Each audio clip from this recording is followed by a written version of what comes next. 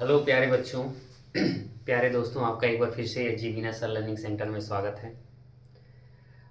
हमें एहसास होगा कि आप जहाँ भी होंगे अच्छे होंगे, स्वस्थ होंगे, मस्त होंगे। तो चलिए इसी के साथ एक मोटिवेशन के साथ हम वीडियो का प्रारंभ करते हैं, क्योंकि वीडियो काफ़ी विलंब से इस बार आपको मिल रही है। तो चलिए, समस्याएं हमारे जीवन में समस्याएं हमारे जीवन में बिना किसी वजह के नहीं आती। समस्याएं हमारे जीवन में बिना किसी वजह के नहीं आती। उनका आना एक इशारा है। उनका आना एक इशारा है जो हमें जीवन में कुछ तो बदलना ही होगा। जो हमें जीवन में कुछ तो बदलना ही होगा। तो चलिए प्यारे बच्चों, कुछ समस्याएं होने की वजह से ही आपका वीडियो भी इतना विलंब से रहा। तो चलिए इसी के साथ प्यारे बच्चों, हम लोग आज का जो टॉपिक हम लोग पढ़ेंगे, आज हम लोग स्टार्ट करेंगे नरेशन। नरेशन। तो चलिए प्यारे बच्चों, नरेशन हम लोग स्टार्ट करते हैं।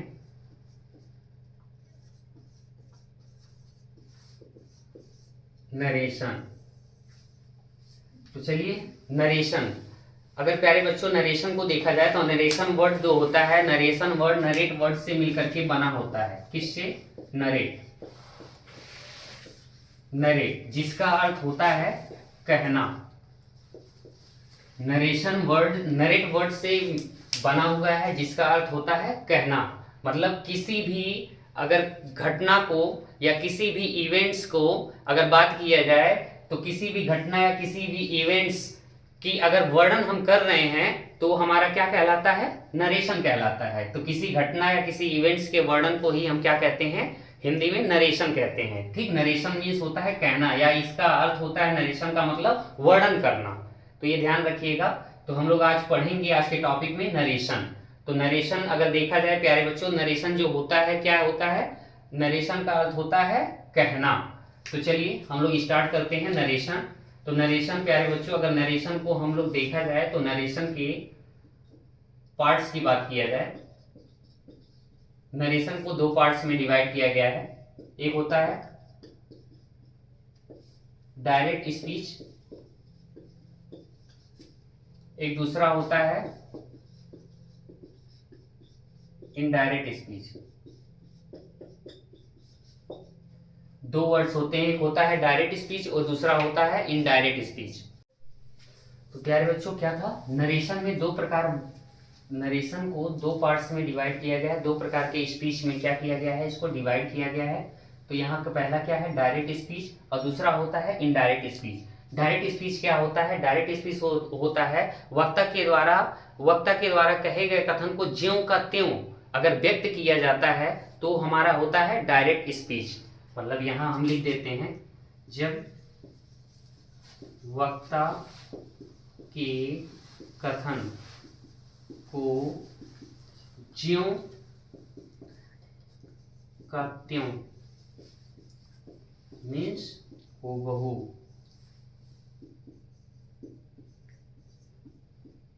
हूबहू व्यक्त किया जाता है,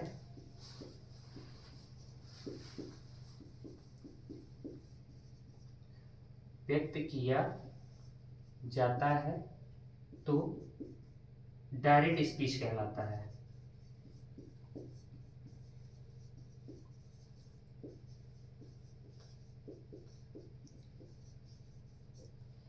इनडायरेक्ट स्पीच में क्या होता है? जब वक्ता के कथन को ज्यों का त्यों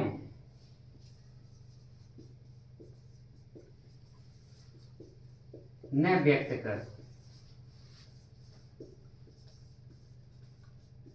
करके न व्यक्त करके अपने अनुसार बदल देते हैं तो वह इनडायरेक्ट स्पीच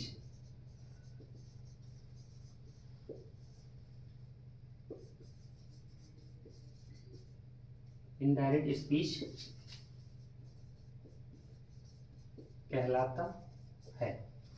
तो यहां देखिए क्या है जब वक्ता के कथन को ज्यों का त्यों मतलब हूबहू व्यक्त किया जाता है तो वो होता है प्यारे बच्चों क्या, डायरेक्ट स्पीच होती है। जब वक्ता के कथन को ज्यों का त्यों व्यक्त न करके अपने अनुसार, अपने शब्दों के अनुसार मतलब परिवर्तित कर देते हैं तो वो हमारा हो जाता है क्या, इनडायरेक्ट स्पीच। जैसे अगर एक एग्जाम्पल के तौर पे अगर ले लिया जाए, एग्जाम्पल अगर लिया जाए,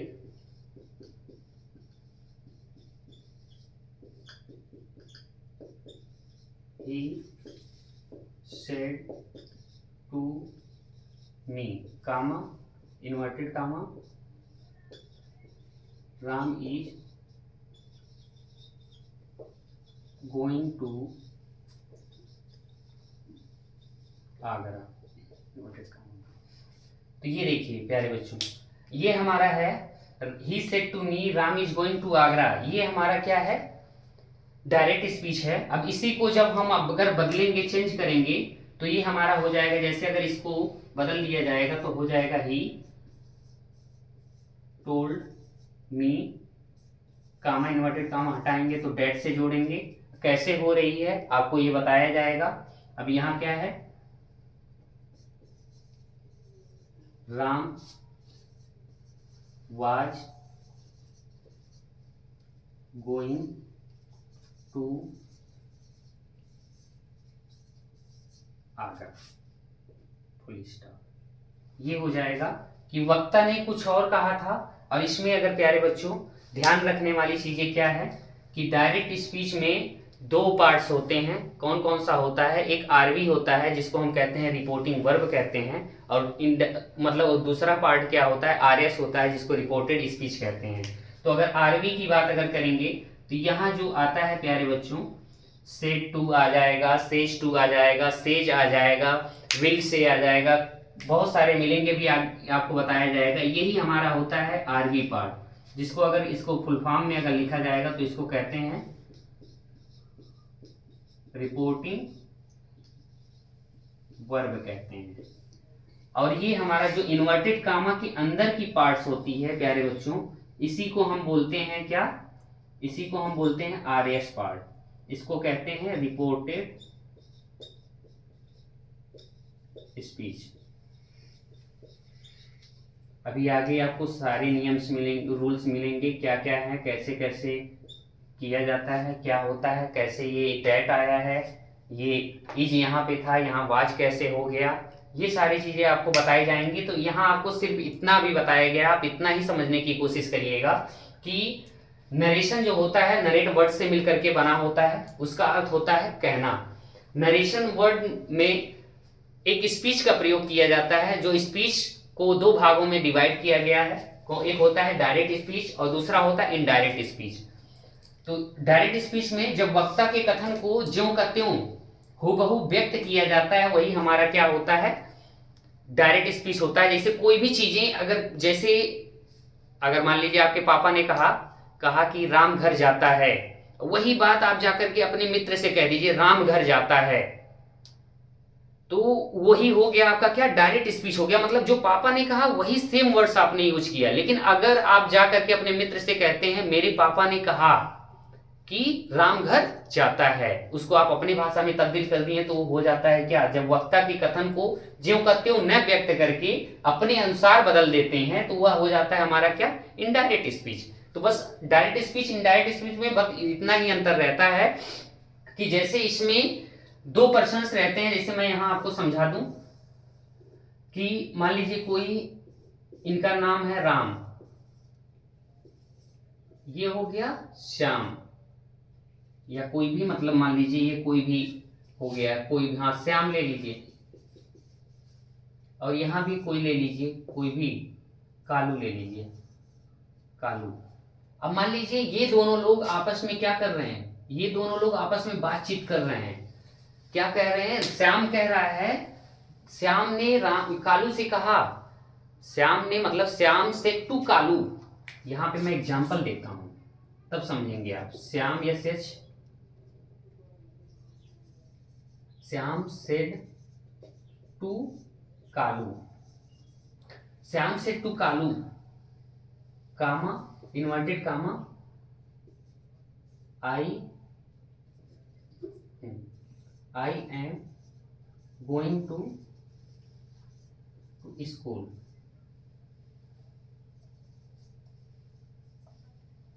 अब देखिए, श्याम ने कालू से कहा, श्याम कौन कह रहा है, श्याम सेड टू कालू, श्याम ने किससे कहा, कालू से कहा, I am going to school, मैं स्कूल जा रहा हूं।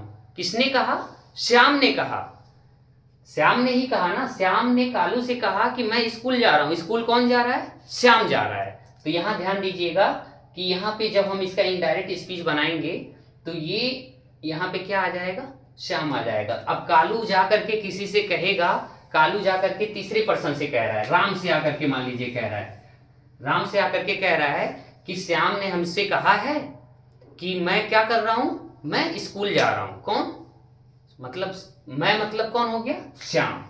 ठीक, तो यहां मतलब प्यारे बच्चों क्या हो जाता है, इस प्रकार से क्या होती है कि डायरेक्ट स्पीच को, अब श्याम और कालू एक दूसरे से बात किए थे, लेकिन कालू ने आकर के किससे बात कर लिया, राम से कहा।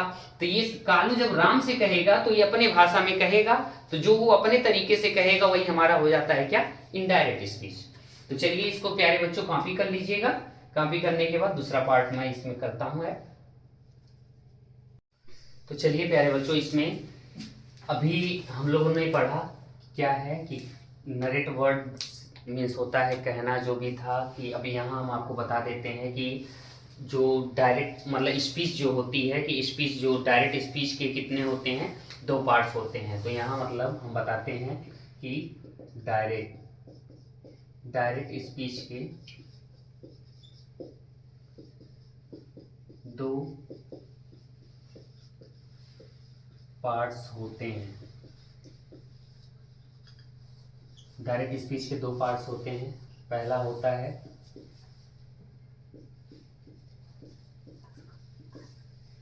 रिपोर्टिंग वर्ब, दूसरा होता है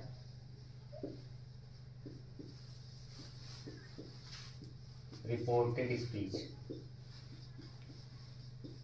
रिपोर्टिंग वर्ब को शॉर्ट फॉर्म में प्यारे बच्चों आरवी कहा जाता है, और रिपोर्टेड स्पीच को शॉर्ट फॉर्म में आरएस कहा जाता है। ये याद रखिएगा, आगे कभी भी हम अगर बोलेंगे तो आरवी और आरएस का ही हम बोलेंगे, रिपोर्टिंग वर्ब रिपोर्टेड स्पीच नहीं कहा जाएगा। तो रिपोर्टिंग वर्ब में होता क्या है, इसमें एक्चुअली एक्चुअल वर्ड्स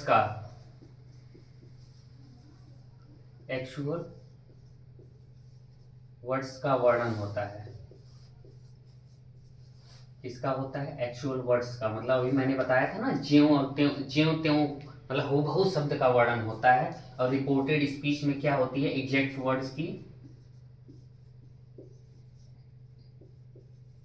वर्ड्स का वर्णन नहीं होता, बल्कि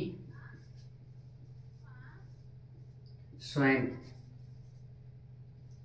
के शब्द का वर्णन होता है।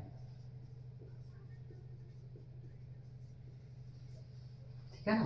तो ये ध्यान रखिएगा कि डायरेक्ट स्पीच के दो पार्ट्स होते हैं। एक होता है रिपोर्टिंग वर्ब जिसको हम आरवी कहते हैं, एक होता है रिपोर्टेड स्पीच जिसको हम आरएस कहते हैं। आरवी में एक्चुअल वर्ड्स का वर्णन होता है, और आरएस में क्या होता है, एग्जैक्ट वर्ड्स का वर्णन नहीं होता है। और एक चीज और है, इसमें ध्यान देने योग्य बातें क्या है,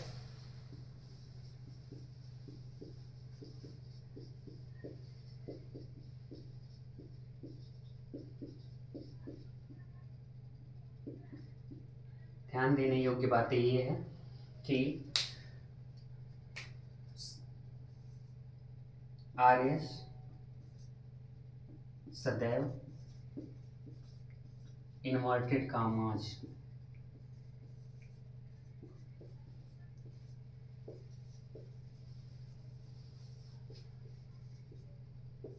के अंदर होते हैं। दूसरा पॉइंट, आरवी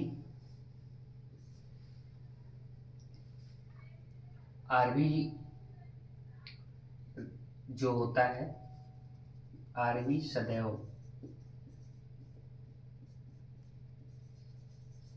इन्वर्टेड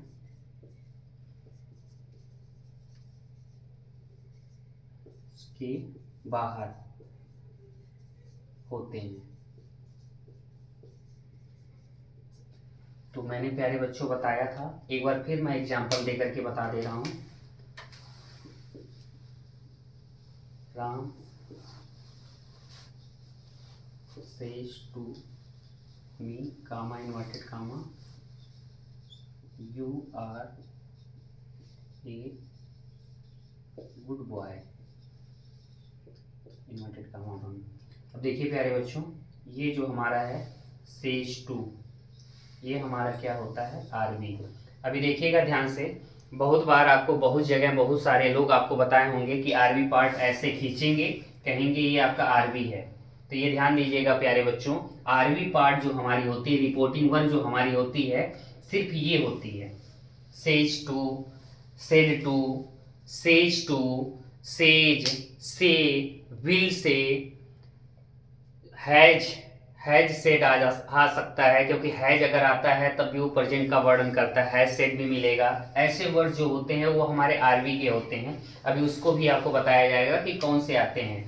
और ये जो इन्वर्टेड कामा, देखिए अभी मैंने बोला आरएस सदैव इन्वर्टेड कामाज के अंदर, देखिए इन्वर्टेड कामा के अंदर जो ये पार्ट होती है, ये टोटल इसको हम लोग बोलते हैं आरएस बोला जाता है। और आरबी सिर्फ हम सदैव क्या होती है, इन्वर्टेड कामा के बाहर होते हैं। तो ये प्यारे बच्चों था कि डायरेक्ट स्पीच के दो पार्ट्स होते हैं, एक होता है रिपोर्टिंग वर्ब, दूसरा होता है रिपोर्टेड स्पीच। और ध्यान देने योग्य जो बातें हैं ये मैंने बता दिया।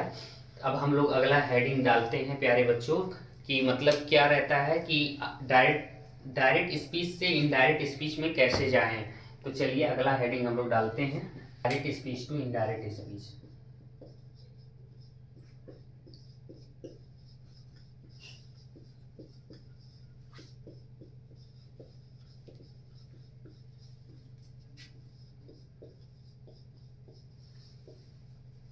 ये हमारा हेडिंग रहेगा। यहाँ प्यारे बच्चों एक मैं आपको यहाँ लिख देता हूँ, ट्रिक रिमेंबर। एक ट्रिक याद रखिएगा,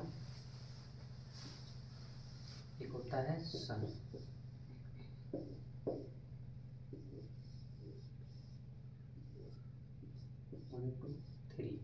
सन बटा 123 बोला जाता है, या याद रखिएगा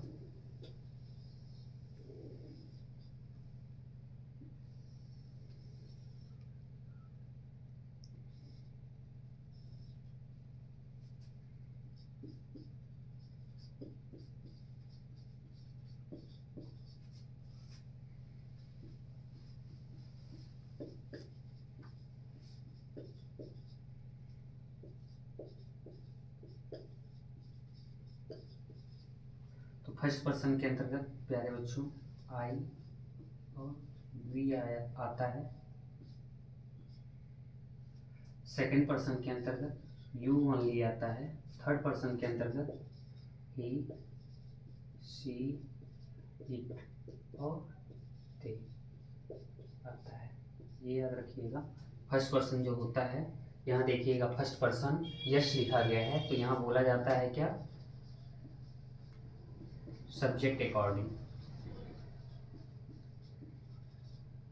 यहाँ देखिए दो लिखा गया है, ओ फॉर ऑब्जेक्ट होता है, दो लिखा गया है, दो मतलब सेकंड पर्सन हो गया, ओ फॉर ऑब्जेक्ट, तो इसको बोला जाता है किसके, ऑब्जेक्ट अकॉर्डिंग।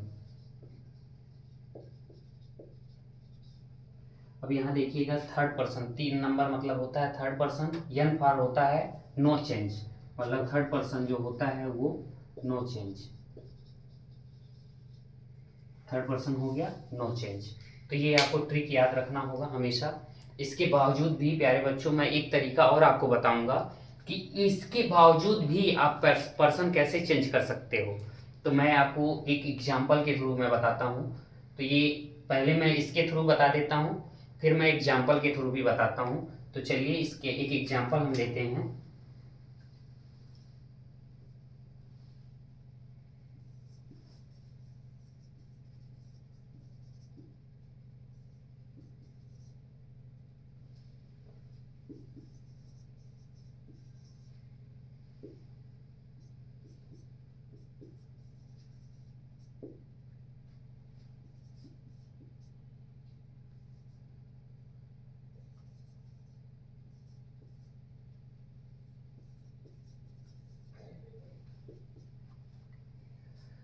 अंश said to Rahul Ravi is a good boy.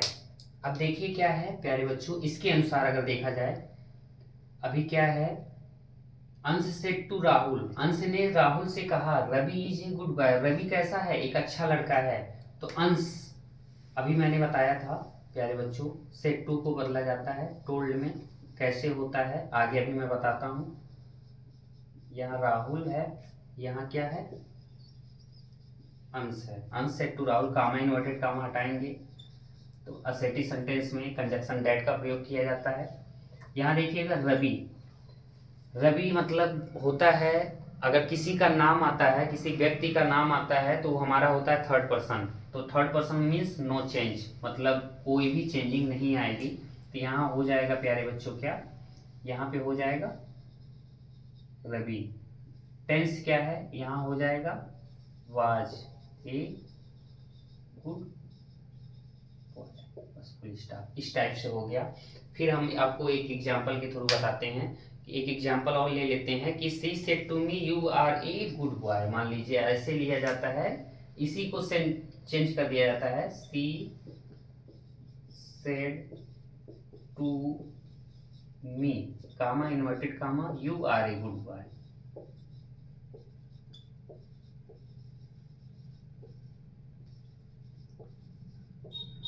अब देखिएगा ये, अभी यहाँ क्या है आपको देखने को मिल रहा है पर्सन्स, यहाँ भी देखने को मिल रहा है, यहाँ भी देखने को मिल रहा है। अब ये कैसे चेंज किया जाता है इसके बिना मैं बता रहा हूं, थोड़ा सा ध्यान दीजिएगा।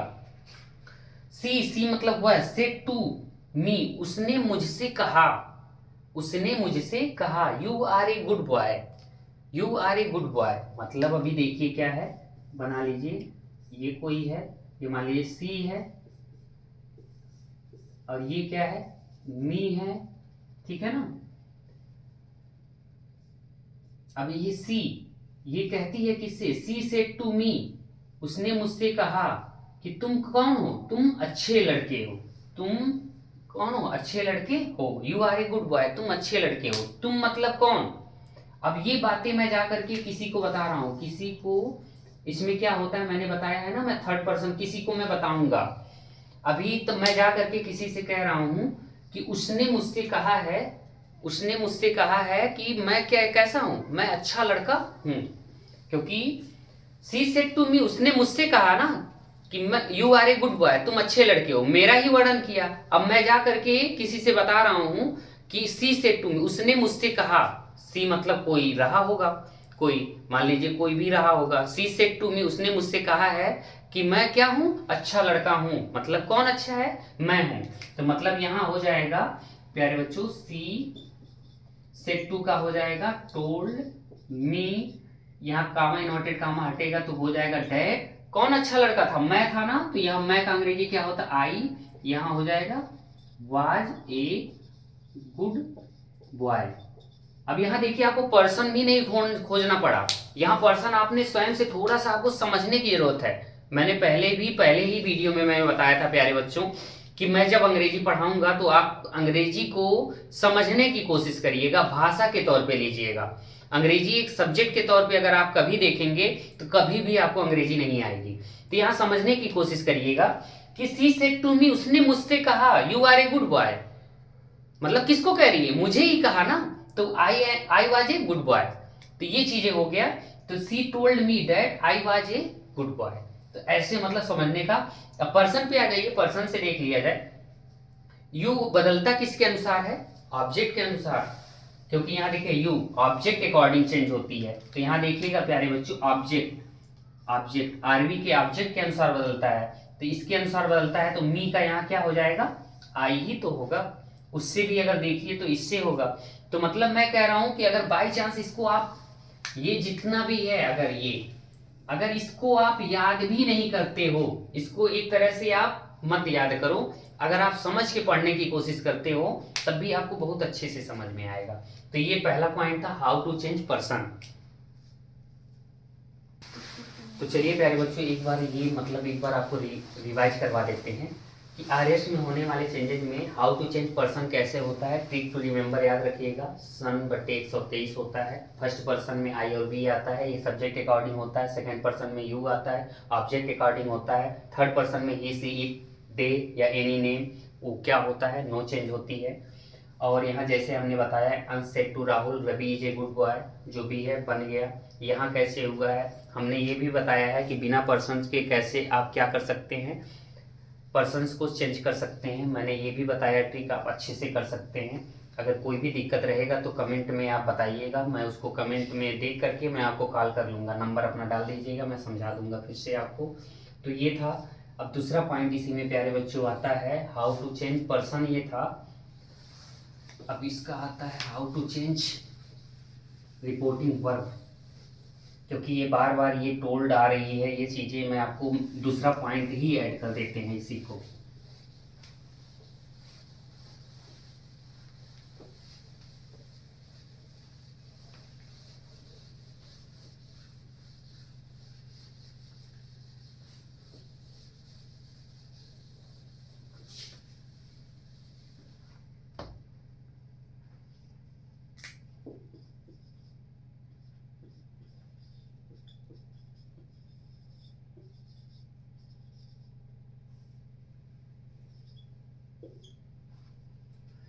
तो यहाँ देखिए, जैसे प्यारे बच्चों, यदि यहाँ मैं आपको एक बात बता दूं, यदि रिपोर्टिंग वर्ब के साथ टू जुड़ा हुआ रहेगा तो वहाँ शब्द क्या होते हैं, बदल जाते हैं, पूरी तरह से शब्द क्या होते हैं, परिवर्तित हो जाते हैं। यदि रिपोर्टिंग वर्ब के साथ टू नहीं जुड़ा हुआ रहता है तो किस प्रकार परिवर्तन होते हैं, दोनों मैं आपको बता देता हूँ। कैसे, देखिए, रिपोर्टिंग वर्ब में आपको कौन कौन से वर्ड देखने को मिल सकते हैं। रिपोर्टिंग वर्ब में आपको से ओनली आता है, तो ये होगा आपको से ही रहेगा। सेज आता है तो ये रहेगा आपका सेज ही रहेगा। विल से आता है तो ये भी रहेगा, विल से ही रहेगा। विल सेज आता है तो ये रहेगा आपका विल सेज ही रहेगा। अभी मैंने बोला है कि अब क्या है कि यदि इसी के साथ टू जोड़ दिया जाए, यदि इसी के साथ जैसे से आया, से के साथ यदि टू जुड़ा हुआ अगर प्यारे बच्चों मिल रहा है तो ये आरबी, ये मैं बता रहा हूं, ये आरबी में आएगा। और ये परिवर्तन कब होगा, जब इनडायरेक्ट स्पीच में बनेगा। इनडायरेक्ट स्पीच जब बनाई जाएगी तो उसमें आरबी बदलेगा। कैसे बदलेगा, आरबी उसमें जैसे जैसे है वैसे ही परिवर्तित होगी। तो से टू बदलेगा प्यारे बच्चों, टेल में सेज टू हो जाएगा, टेल्स में सेट टू हो जाएगा, टोल्ड में एक देखिए प्यारे बच्चों, यहाँ छूट गया है एक, यहाँ एक सेड आएगा। ओनली अगर सेड आता है तो यहाँ क्या रहेगा, सेड ही रहेगा। अगर इसके साथ सेड टू अगर आ जाता है तो ये बदल जाएगा किसमें, टोल्ड में। और यहाँ फिर विल से टू आता है तो किस में बदलेगा,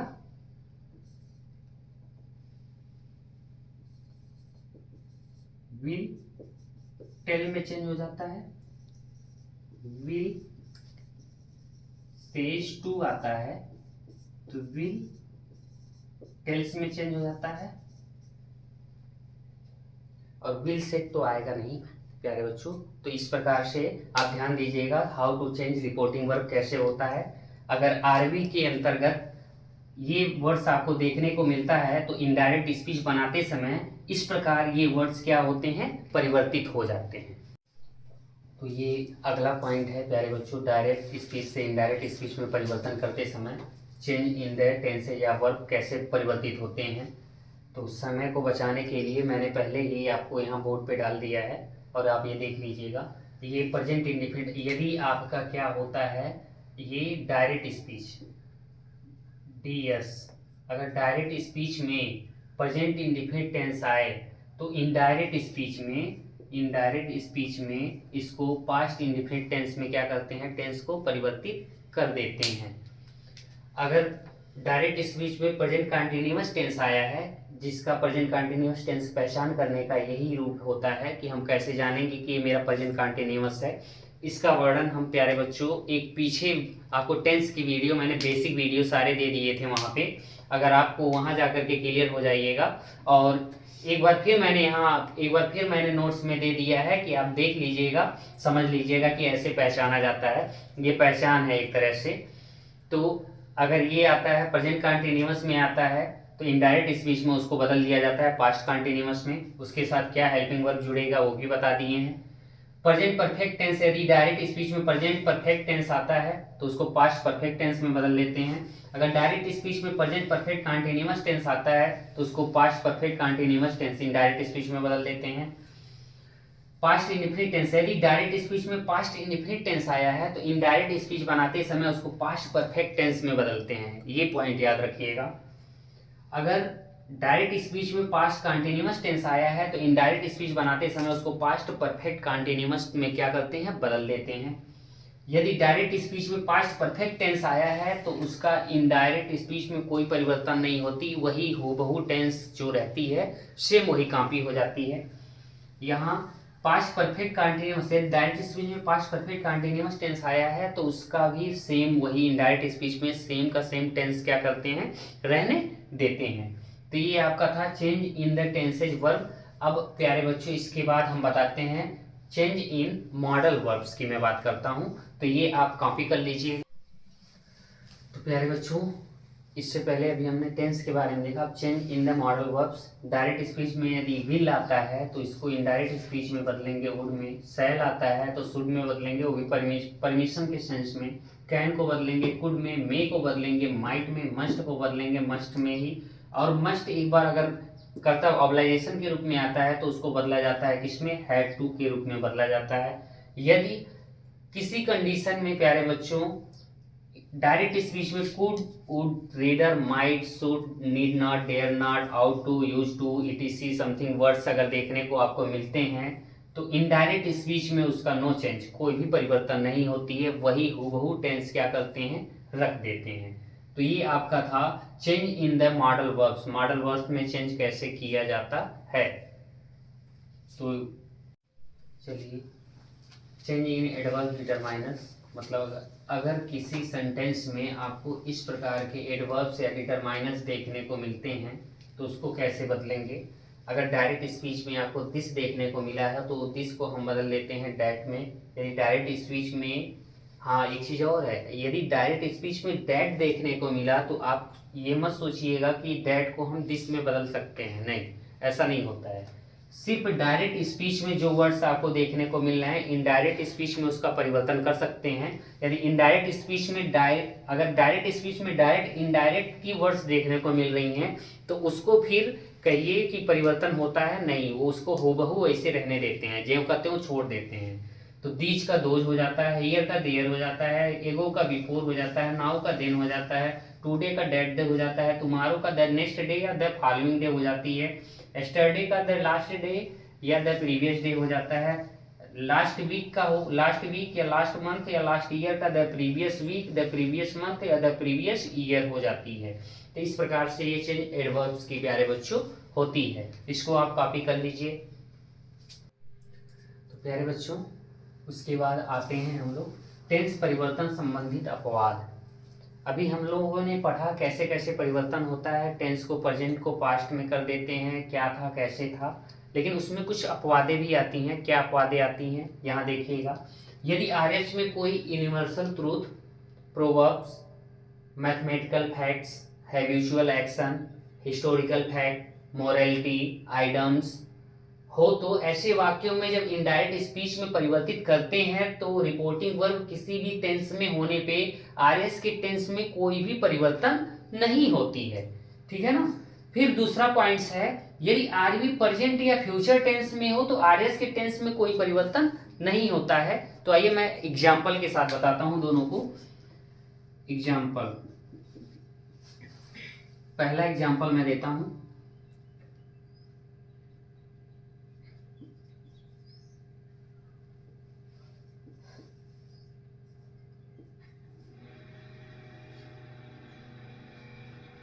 कामा इन्वर्टेड कामा,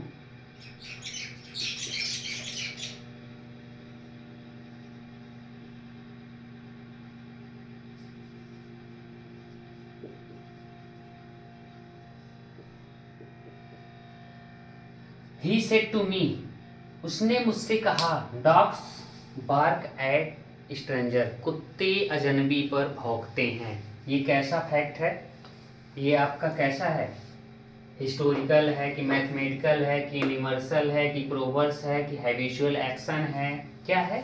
ये हैबिचुअल एक्शन है, क्योंकि कुत्ते हमेशा अजनबी पे क्या होते हैं, उनकी आदत होती है अजनबी लोगों पे क्या करना, भौंकना। तो इसका प्यारे बच्चों अगर हम लोग इसका जब इनडायरेक्ट स्पीच बनाएंगे तो हो जाएगा ही, अभी मैंने बताया है सेट टू को बदला जाता है किसमें, टोल्ड मी, कामा इन्वर्टेड कामा को हटा करके जोड़ते हैं डैट। अब देखिए यहाँ पे इसका मुझे टेंस देखना ही नहीं है। हाँ, परिवर्तन क्या हो सकती है, अगर परिवर्तन अगर हो सकती है तो आपका इसमें जो आपका पर्सन्स आते हैं, पर्सन्स में परिवर्तन देखने को मिल सकता है, या एडवर्ब्स या डिटरमाइनर्स में परिवर्तन आपको देखने को मिल सकती है। सिर्फ और सिर्फ किसमें परिवर्तन नहीं होती है, सिर्फ टेंस में परिवर्तन नहीं होती है, बस इतना ध्यान रखिएगा। बाकी जितने भी परिवर्तन आपको बताए गए हैं वो सारे परिवर्तन इसमें होते हैं। तो यहाँ पे कोई ऐसा आपको पर्सन देखने को नहीं मिल रहा है, तो इसीलिए यहाँ पे हो जाएगा क्या, dogs bark at stranger, full stop, comma inverted comma हट गया, फुल स्टॉप में बदल गया। अब यहाँ पे आ जाइए प्यारे बच्चों, एक और इसमें एग्जांपल इसका देख लिया जाए।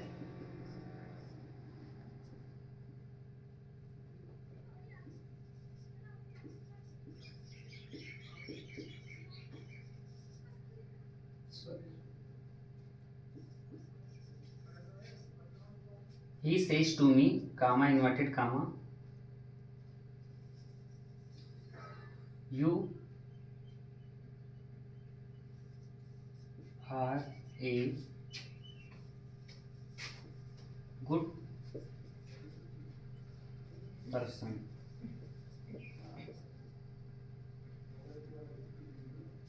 देखिए यहाँ देखिएगा, सबसे पहले कभी भी डायरेक्ट स्पीच से प्यारे बच्चों इनडायरेक्ट स्पीच बनाते समय सबसे पहले हमें आरवी चेक करनी होती है, आरवी के टेंस को चेक करना होता है। तो आरवी का टेंस हमारा क्या है, प्रेजेंट में है, तो यहाँ हो जाएगा टेल्स हो जाएगा, मी हो जाएगा, कामा इन्वर्टेड कामा, डेट हो जाएगी। अभी मैंने बोला था पर्सन चेंज होते हैं और बाकी टेंस में परिवर्तन नहीं होती है। तो अभी पर्सन के लिए आप तो प्यारे बच्चों चाहे सन बटा 123 यूज कर लीजिए, या मैंने जो ट्रिक बताया है वो ट्रिक याद कर लीजिए। तो मैं अपने ट्रिक के बेस पे मैं बता रहा हूँ कि ही सेज टू मी, उसने मुझसे कहा, you are a good person, तुम कौन, तुम एक अच्छे व्यक्ति हो, मतलब उसने मेरी ही बड़ाई की है, मुझे ही कहा है, मतलब मुझे मतलब क्या हो गया यहाँ पे, आई। अब यहाँ टेंस में कोई परिवर्तन नहीं होगा, टेंस के अनुसार क्या हो जाएगा, आई के साथ क्या लगता है, आई के साथ क्या लगता है, आई के साथ अगर देखिए यहाँ पे यू के साथ आर लगता है, इज एम आर होता है ना, आई एम ए क्या गुड पर्सन, फुल स्टॉप। इस प्रकार से प्यारे बच्चों ध्यान दीजिएगा, ऐसे होती है। तो ये आपका था टेंस परिवर्तन संबंधित अपवाद था, ये अपवाद ध्यान रखिएगा। इस अपवाद को माइंड में रखते हुए आगे अगर आप बनाने की कोशिश करेंगे तो कोई दिक्कत नहीं आएगी। अभी मैं और भी एग्जाम्पल बताता हूँ। चलिए प्यारे बच्चों, एक लास्ट पॉइंट आज के लिए है,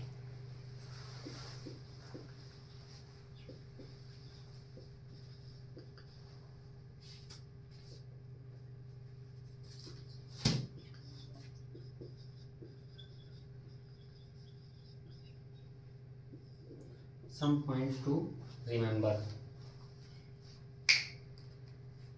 जैसे कभी कभी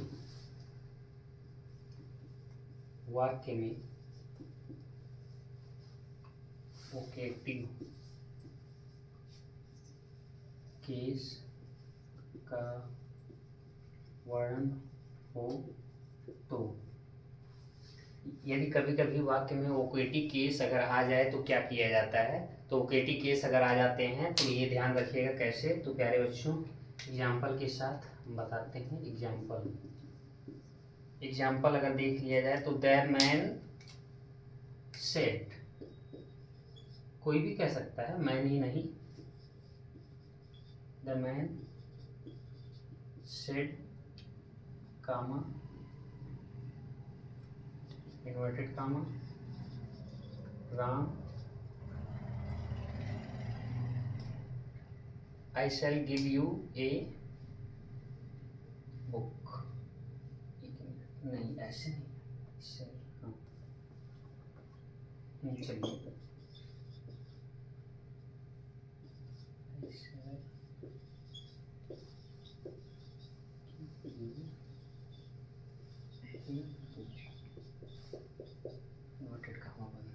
एक बार ध्यान दीजिएगा, वाक्य का तरीका देखिएगा ध्यान से कि कभी कभी ऐसे कंडीशन आते हैं, कामा इन्वर्टेड कामा यहाँ है, राम भी आया है और यहाँ आपको फिर एक सब्जेक्ट देखने को मिल रही है और यहाँ पे कामा भी लगा हुआ है। और इस तरह के अगर सेंटेंस आते हैं तो आपको कैसे बनाने होते हैं। तो चलिए इनडायरेक्ट स्पीच में हम आपको बताते हैं।